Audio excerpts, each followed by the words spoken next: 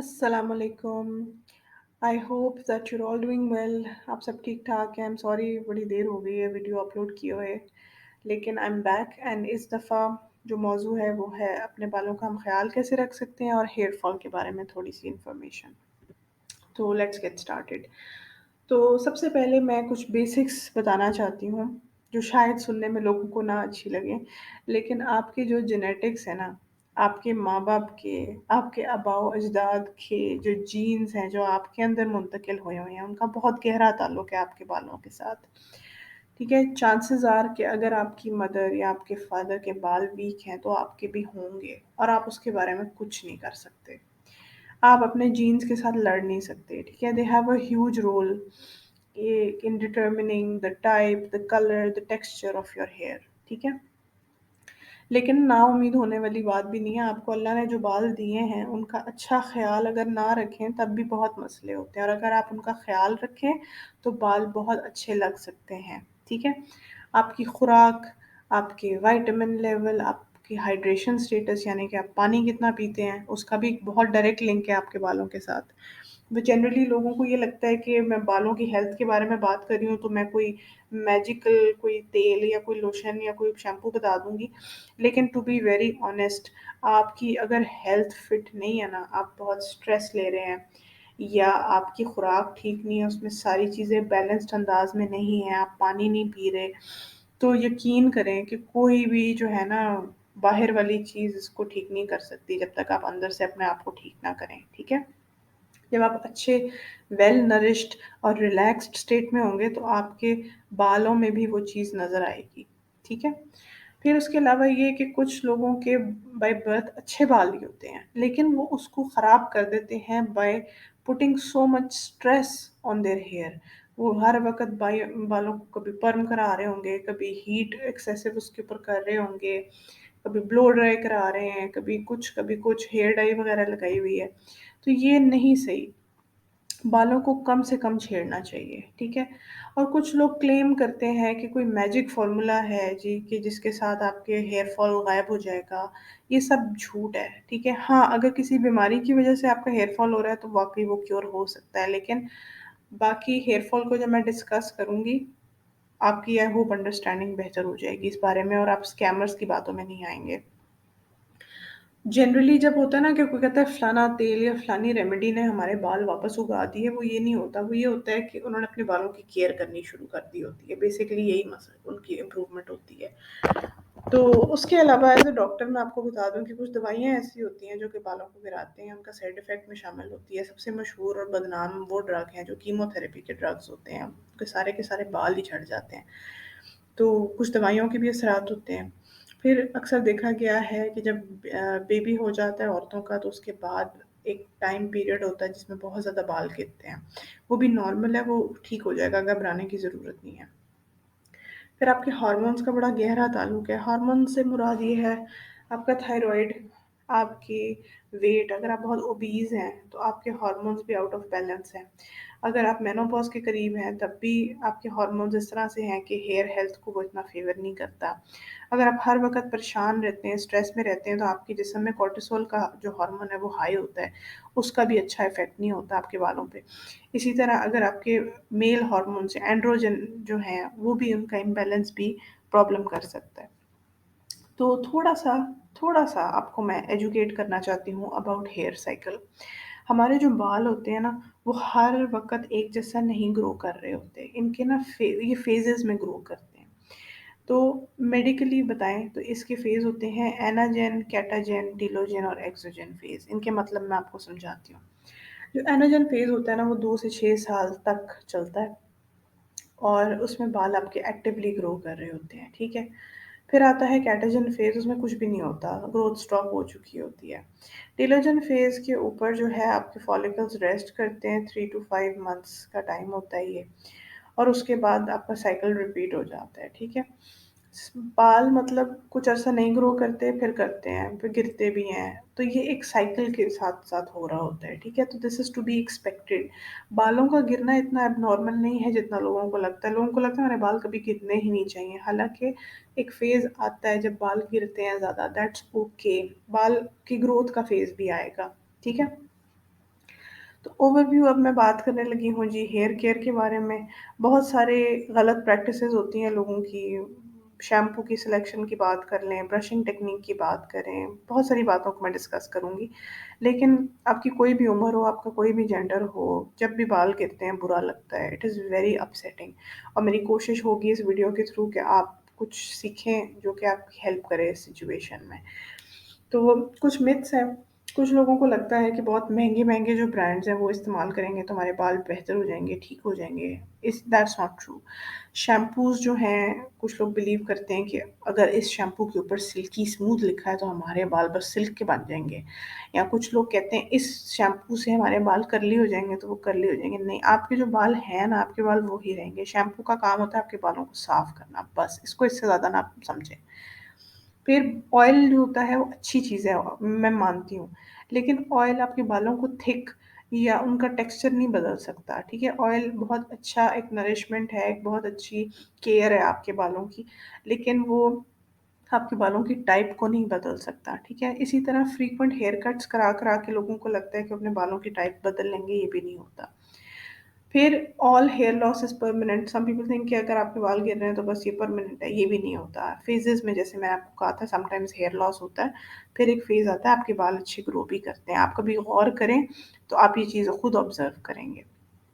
फिर कुछ लोगों को लगता है कि हैट वगैरह पहनने से, स्कार्फ पहनने से भी बाल गिरते हैं, दैट्स नॉट ट्रू। कुछ लोगों को लगता है कि अगर उनकी मदर जो हैं, उनसे उन्होंने इनहेरिट किया है हेयर फॉल, ये भी नहीं ट्रू है। It's not because of any one parent, ठीक है? इट्स मिक्स्ड जेनेटिक्स, जेनेटिक्स का एक रोल है। और कुछ लोगों को लगता है कि सिर्फ़ बूढ़े लोगों के बाल गिरते हैं, ये भी ट्रू नहीं है। बहुत यंग टीनेज बच्चे भी इवन बच्चे छोटे, वो भी होते हैं, उनके बाल गिरते हैं, ठीक है? तो हेयर फॉल कभी भी हो सकता है, किसी को भी हो सकता है। और कुछ लोगों को लगता है कि हेयर फॉल सिर्फ़ आदमियों के साथ होता है, ये भी ट्रू नहीं है। जनरली हाँ, ये देखा गया कि आदमियों का गंजपन ज़्यादा नुमायाँ होता है क्योंकि वो बिल्कुल सेंटर में और बड़ा ऑब्वियस होता है। औरतों का ये होता है क्योंकि हेयर लाइन पीछे जा रही होती है, उनके बाल समझो कि मिक्स्ड स्कैटर्ड तरीके से कम हो रहे होते हैं, तो इतना फ़ील नहीं होता, लेकिन उनके भी कम होते हैं। तो टाइप ऑफ हेयर लॉस में फ़र्क होता है। तो जनरली स्पीकिंग बाल गिरने के क्या रीज़न्स हैं? पहली तो चीज़ें मेडिकल मसाइल हैं, ये वीडियो मेडिकल मसाइल के बारे में नहीं है, हम वैसे बात कर रहे हैं जनरल। तो हार्श केमिकल्स, अगर आपके बाल जो हैं वो हार्श केमिकल्स से एक्सपोज़्ड हैं, तो हेयर फॉल हो सकता है। स्ट्रेस से हो सकता है, अगर आपकी न्यूट्रिशनल डेफिशिएंसीज़ हैं, जैसे कि बायोटिन और विटामिन डी ख़ास तौर पे, या कोई प्रोटीन डेफिशिएंसी है, तो उससे भी हो सकता है। आप अपने बालों की पुअर तरीके से उनको मैनेज कर रहे हैं, जैसे कि बुरे तरीके से बाल ब्रश कर रहे हैं, तो उससे भी बाल गिरते हैं एंड सो ऑन। तो बायोटिन के ऊपर थोड़ी-सी बात कर लेते हैं। बायोटिन जो है वो विटामिन बी7 को कहते हैं और इसका बहुत ज़्यादा ताल्लुक होता है आपके हेयर और स्किन के साथ। तो जिन लोगों के अंदर बायोटिन की डेफ़िशिएंसी होती है, जनरली उनमें देखा गया है कि उनके बाल भी गिरते हैं, उनके बाल पतले भी हो जाते हैं, उनको मसल पेन और फटीग भी फ़ील होती है, उनके नाखून भी कमज़ोर होते हैं, स्किन पे रैंडम रैशेज़ आने शुरू हो जाते हैं, हेयर का जो कलर है वो भी हल्का हो जाता है और माइल्ड डिप्रेशन भी देखा गया है। बायोटिन की कमी ना हो उसके लिए आप सप्लीमेंट्स भी ले सकते हैं और सबसे बेस्ट तो ये है कि आप अपनी डाइट में ही लें। तो अंडे, बादाम, प्याज़, टमाटर, पीनट्स, फ़िश, सामन जो होती है और कॉलीफ्लावर, इनमें बायोटिन पाया जाता है। फिर आता है विटामिन डी। विटामिन डी भी उसका स्टडीज़ बहुत ज़्यादा शो करते हैं कि इसका भी एक रोल है हेयर लॉस के साथ। जो एनाजन फ़ेज़ जो मैंने कहा था ना, जो हेयर ग्रोथ का फ़ेज़ है, वो विटामिन डी डिपेंडेंट होता है। तो अगर आपके विटामिन डी के स्टोर्स काफ़ी नहीं होंगे, तो ये फ़ेज़ अपने फुल पोटेंशियल को नहीं चलेगा। जितने बाल आपके उग सकते हैं, उतने नहीं उगेंगे, ठीक है? तो अब घर में क्या करें? घर में हम ये करें कि मैं आपको कुछ इम्पोर्टेंट डूज़ और डोंट्स बताऊँगी, ठीक है? तो सबसे पहला तो है कि आप शैम्पू की सिलेक्शन में ये देखें, कोशिश करें कि उसमें सल्फ़ेट ना हो। सल्फ़ेट डालते हैं शैम्पूज़ में, ज़्यादातर शैम्पूज़ में होता है। आपके बाल प्रोटीन के बने होते हैं। सल्फ़ेट्स प्रोटीन को डिस्ट्रॉय करते हैं स्लोली, ठीक है? तो शैम्पू कम से कम डेली बेसिस पे मत करें, हफ़्ते में 1 दफ़ा या 2 दफ़ा शैम्पू करना बहुत है, ठीक है? उसके अलावा सप्लीमेंट्स लें जिसमें ज़िंक हो, ओमेगा 3 फैटी एसिड्स हो, B2 का सप्लीमेंट, B7 का सप्लीमेंट आप लेकिन ये डॉक्टर से पूछ के अपने लेवल्स चेक करके फिर सप्लीमेंट लेते हैं, क्योंकि अगर आपके लेवल ठीक हैं और आप सप्लीमेंट ले रहे हैं तो ज़्यादा विटामिन होने से भी नुकसान होता है। अच्छा, और क्या नहीं करना जी, आपने अपने बालों के साथ कोशिश करें कि कम से कम छेड़छाड़ करें, अपने डॉक्टर से पहले पूछ लिया करें। क्रैश डाइटिंग ना करें, जंक फूड ना खाएं, उससे आपके अंदर डेफिशिएंसियाँ पैदा होती हैं, ठीक है? आपके हार्मोन्स भी डिस्टर्ब होते हैं।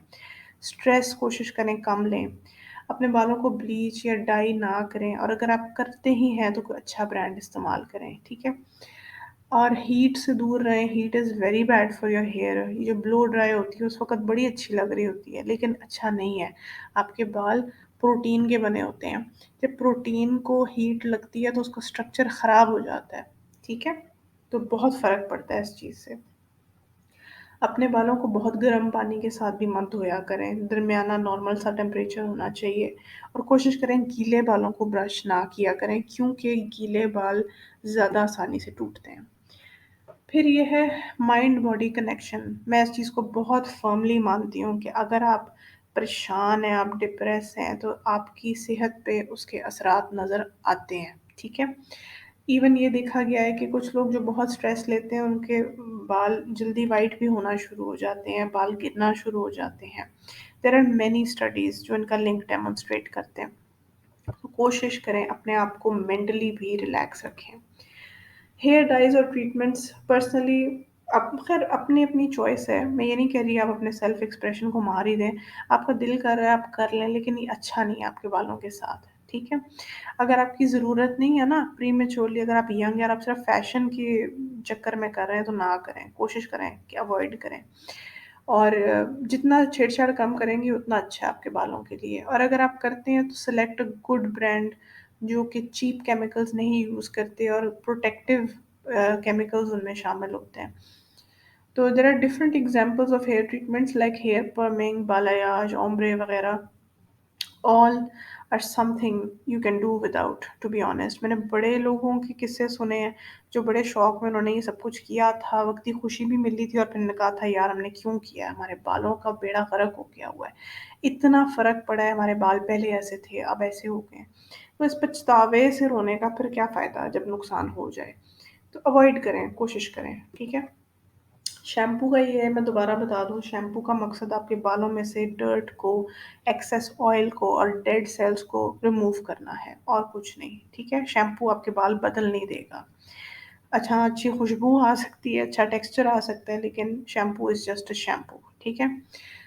चीप ब्रांड्स यूज़ ना करें। चीप ब्रांड से मेरा ये मतलब नहीं है कि सस्ते, I mean poor in quality, ठीक है? अपनी रिसर्च करें, उनके लेबल्स पढ़ा करें, अपने आप को थोड़ा-सा एजुकेट करें। मैं एक वीडियो बनाऊँगी शैम्पू के लेबल्स को पढ़ने के ऊपर, तो stay you know in the search for that. तो sulphur basically sulphate is bad for your hair, it causes damage, और कोशिश करें कि सल्फेट फ्री शैम्पू यूज़ करें। Twice a day shampoo is good enough. अच्छा जी, हेयर ऑयल और hair massage. Okay, इसकी अच्छी बात ये है कि ये एक रिलैक्सिंग चीज़ है। आपकी ब्लड फ्लो स्टिमुलेट होती है स्कैल्प के लिए, तो it's good. I am not against oiling, it's very good. इसमें आपको बड़ा अच्छा टेक्सचर आ जाता है, कंडीशनिंग हो जाती है बालों की। You can do it once a week. Shower लेने से 15 मिनट पहले इनफ है। अच्छे ऑयल्स में आ जाता है ऑलिव ऑयल, सरसों का तेल which is mustard seed oil, argan oil, coconut oil, तारा मीरा ऑयल। आइडियली ये कहा जाता है कि हल्का-सा गरम कर लें तेल को और अच्छी तरह उसको मसाज करें। तेल इतना मैटर नहीं करता, मसाज ज़्यादा मैटर करता है, ठीक है? लेकिन अगेन आप इससे कोई मैजिकल रिज़ल्ट्स एक्सपेक्ट ना करें। फिर ब्रशिंग और ड्राइंग टेक्नीक पे आ जाते हैं। गीले बालों को ब्रश ना करें, कोशिश करें कि टॉवल ड्राई करें, ब्लो ड्राई मत करें, और नीचे से ऊपर की तरफ ब्रश करें। पहले अपने बालों को पकड़ें और सेगमेंट्स में उसको डिवाइड करें, थोड़े-थोड़े चंक्स लें और नीचे से हल्का-हल्का, हल्का-हल्का ब्रश करते हुए ऊपर की तरफ आएँ। इससे कम गुंजल बनते हैं, कम बाल अटकते हैं, ठीक है? टाइम लगे कोई बात नहीं, बाल टूटने नहीं चाहिए, मिनिमम टूटने चाहिए। हेयर कंडीशनर हर बंदे के लिए नहीं है। बेसिकली कंडीशनर के अंदर ऑयल, इमल्सिफायर, वैक्स टाइप चीज़ें होती हैं, जिनके बाल डैमेज्ड होते हैं, उनको कंडीशनर्स की ज़रूरत होती है, आम बंदे को नहीं ज़रूरत होती। हेयर मास्क भी इसी तरह एक सेल्फ केयर प्रैक्टिस तो मैं कह सकती हूँ, लेकिन कोई बहुत इससे ड्रास्टिक चेंज नहीं आता। हेयर मास्क घर में बनाया हुआ जो अंडे और दही वाला होता है वो बड़ा अच्छा बालों को सॉफ्ट और फ्लफी सा टेक्सचर देता है, लेकिन synthetic ones are expensive and not necessary unless आपने कोई हेयर ट्रीटमेंट कराया और उसकी रिपेयर के लिए आपको रेकमेंड किया तो वो और बात है, लेकिन एक आम बंदे को हेयर मास्क की कोई ज़रूरत नहीं है। लाइफ़स्टाइल मॉडिफ़िकेशन जैसे कि मैंने कहा, आप अपने वेट को ठीक रखें, अपने बैलेंस डाइट रखें, क्रैश डाइटिंग ना करें, तो बहुत फ़र्क पड़ता है बालों को। जिन लोगों को इनकी वजह से इश्यूज़ हैं ना, वो काफ़ी बेहतर हो जाते हैं। अब ये है सवाल कि डॉक्टर के पास हेयर लॉस के साथ कब जाएँ? अगर आपको लगता है आपने हर चीज़ करके देख ली और आपके बाल गिरते जा रहे हैं और आप परेशान हैं, तो डॉक्टर के पास जाएँ। इसके लिए डर्मेटोलॉजिस्ट होता है। डर्मेटोलॉजिस्ट वो डॉक्टर होता है जो कि बाल और स्किन और नेल्स के मुतल्लिक जो इश्यूज़ हैं उनको डील करता है। तो डर्मेटोलॉजिस्ट आपकी डिटेल्ड हिस्ट्री लेगा, एग्ज़ामिनेशन करेगा, बाल देखेगा आपके क्या सिचुएशन है, स्कैल्प पे कोई इश्यू तो नहीं है, आपका जनरल मुआयना करेगा। तो doctor generally topical hair spray देते हैं जो बालों में स्प्रे करने होते हैं, उनमें मिनिडॉक्सिल हो सकता है या प्रोकैपिल और बेकैपिल हो सकता है, once daily, twice daily application इसकी हो सकती है। इसमें ये है कि मेक श्योर कि आप अपने फोरहेड को या अपने फेस को स्प्रे ना करें, सिर्फ बालों तक ही उसे महदूद रखें। डॉक्टर आपको सप्लीमेंट्स भी दे सकता है, बायोटिन, जिंक वगैरह कंटेन करने वाले। तो लेकिन अगेन ये अपने विटामिन लेवल्स चेक करके सप्लीमेंट लेने चाहिए। और अगर आप एक कैंडिडेट हैं तो आपको प्रोसीजर्स एडवाइस हो सकते हैं। बॉटम लाइन ये है कि आप एक बात को समझें कि कुछ चीज़ें आपके बस में हैं और कुछ चीज़ें आपके बस में नहीं हैं। आपके जीन्स आपके बस में नहीं है। आपके पेरेंट्स के जो भी बाल थे वो आपका आपका इशू नहीं है। आपको ये चीज़ जेनेटिक्स में मिल गई है, ठीक है? तो आपके बालों का टेक्सचर, थिकनेस, क्वांटिटी, आपके हार्मोन्स, ये टेस्टोस्टेरोन वगैरह, ये डिफरेंट चीज़ें, ये आपके बस में नहीं है। आपका एम्बिएंट टेम्परेचर, ह्यूमिडिटी भी आपके बस में नहीं है। हाँ, लेकिन जो आपके बस में है कि आपके पास जो बाल हैं, उनको आप अच्छे तरीके से ग्रूम करें, उनका ख़्याल रखें, बैलेंस डाइट खाएँ, मल्टीविटामिन्स लें, स्ट्रेस कम करें, पानी पिएँ, नींद पूरी रखें, कम से कम छेड़छाड़ करें अपने बालों के साथ, कम से कम केमिकल्स से बालों को एक्सपोज़ करें, करेक्ट तरीके से बाल ब्रश करें, करेक्ट तरीके से बाल खुश्क करें, गीले बाल ब्रश ना करें, बहुत गर्म पानी से बाल ना धोएँ, शैम्पू सेलेक्ट करते हुए ज़रा सोचें कि शैम्पू के अंदर क्या है, तो बहुत फ़र्क पड़ेगा।